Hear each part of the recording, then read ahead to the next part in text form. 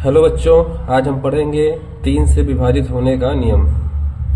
यदि किसी संख्या के सभी अंकों का योग। इसको पढ़ने के पहले हम एक चीज़ बता देना चाहते हैं कि छोटी संख्याओं को 3 से विभाजित है कि नहीं, ये पता करना बहुत आसान है। 3 से भाग दे लेंगे, लेकिन बड़ी संख्याओं को हम भाग देते रह जाएंगे और बहुत समय खराब होगा और हम पता कर लेंगे, लेकिन बहुत समय लगेगा।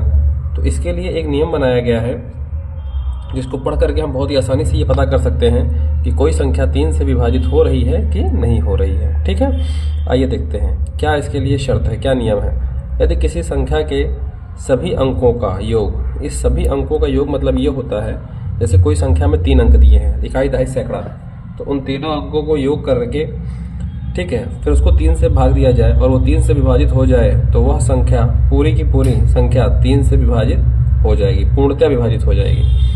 ठीक है, अब जैसी संख्याएं हमारे पास उदाहरण के स्वरूप कुछ हैं कि 3 है, 3 तो कटेगा, 3 के पहाड़ा में आता है, 6 भी कटेगा। ठीक है, 24 का पहाड़ा पढ़ सकते हैं, 27 पढ़ सकते हैं, 27 तक 3 और 27। लेकिन अब जो बात ऊपर लिखी गई है उसको भी हम अप्लाई करके देखते हैं। आप देखिए, जैसे ये संख्या है 123, क्या है 123, इसके तीनों अंकों का योग ले लेते हैं। 1 को जोड़ा, 2 को जोड़ा और 3 को जोड़ा, कितना आ गया, ये हो गया 3 2 5 1 6। क्या 6 हमारी 3 से कट जाएगी? हाँ, कट जाएगी। नहीं आता यकीन तो आप देखिए, 6 में हम 3 का भाग दे दें तो 3 दूनी 6, ये कट गई। ठीक, ये कट गई, ये कट गई, इसलिए हमारी पूरी की पूरी संख्या 123 क्या है, 3 से विभाज्य है। अब हम देखते हैं 3 2 1 3, ठीक, 3213।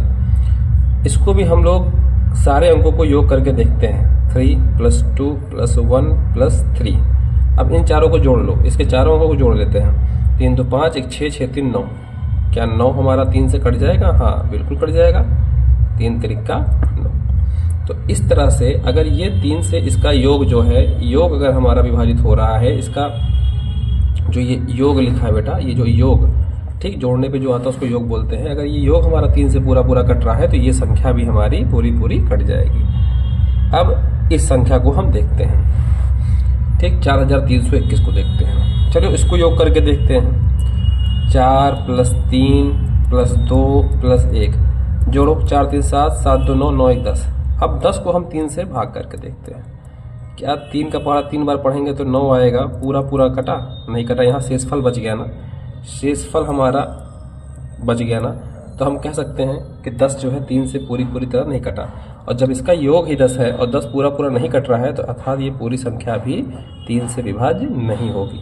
ठीक, तो आप लोग को समझ में आ गया होगा कि जिन संख्याओं का योग मतलब उनकी इकाई दहाई सैकड़ा हजार जो भी अंक होंगे, ठीक है, उन अंकों का योग अगर 3 से कट जाएगा तो वह पूरी की पूरी संख्या भी 3 से कट जाएगी।